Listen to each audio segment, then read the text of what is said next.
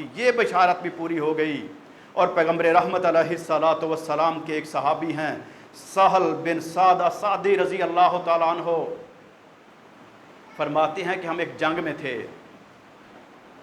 ایک مجاہد کو ہم نے دیکھا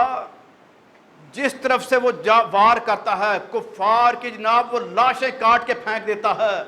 کوئی ان کے مقابل ٹھہرتا نہیں ہے، ادھر جاتے ہیں تو کافروں کو کاٹ کاٹ کے پھینکتے ہیں، ادھر جاتے ہیں ادھر سے کاٹ کے پھینک رہے ہیں۔ ہم نے تعریف کی کیسا کمال کا جری شجاع نڈر بہادر کمانڈر ہے۔ نبی مکرم علیہ الصلوۃ والسلام نے عجب الفاظ فرما دیے،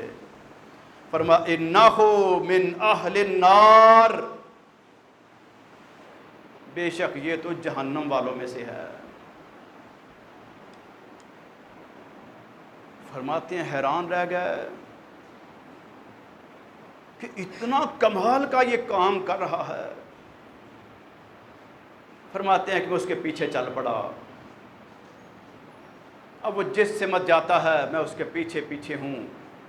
کوئی کافر اس کے مقابلے میں ٹھہر نہیں رہا، کفار آگے آگے ہیں، یہ پیچھے چڑھ چڑھ کے وار کر رہا ہے۔ جب یہ رکتا ہے تو میں بھی رک جاتا ہوں، جب یہ چلتا ہے تو میں بھی چل پڑتا ہوں، جب یہ دوڑتا ہے تو میں بھی دوڑ پڑتا ہوں کہ میں دیکھوں تو صحیح پیارے پیغمبر علیہ الصلوۃ والسلام نے اس کے بارے میں جو اتنی خطرناک بات کر دی ہے سبب کیا ہے۔ کہتے ہیں اچانک ایک بندہ پیچھے سے حملہ آور ہوا اور اس کو شدید زخمی کر دیا، یہ گر پڑا، چند لمحات اس نے انتظار کیا لیکن زخموں کے درد کو برداشت نہ کر سکا، پوری اپنی قوت مجتمع کر کے اپنی تلوار کو ایسے نیچے رکھا اور اپنے سینے کو اس کے اوپر رکھ کے دبا کے خودکشی کر لی۔ سیدنا سعد فرماتے ہیں کہ میں واپس پلٹا اور آ کے دوبارہ سے کہا اشہد ان لا الہ الا اللہ وحدہ لا شریک لہ واشہد ان محمدا عبدہ ورسولہ۔ پیارے پیغمبر پوچھتے کیا ہوا؟ کہتے اللہ کے نبی جب آپ نے فرمایا تھا تو مجھے جھٹکا لگا تھا کہ یہ کیا ہے، عمل کتنا شاندار ہے اور اس کے لیے وعید کتنی خطرناک ہے۔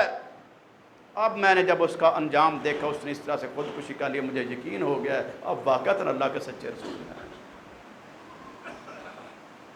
ہاں محترم بھائیو،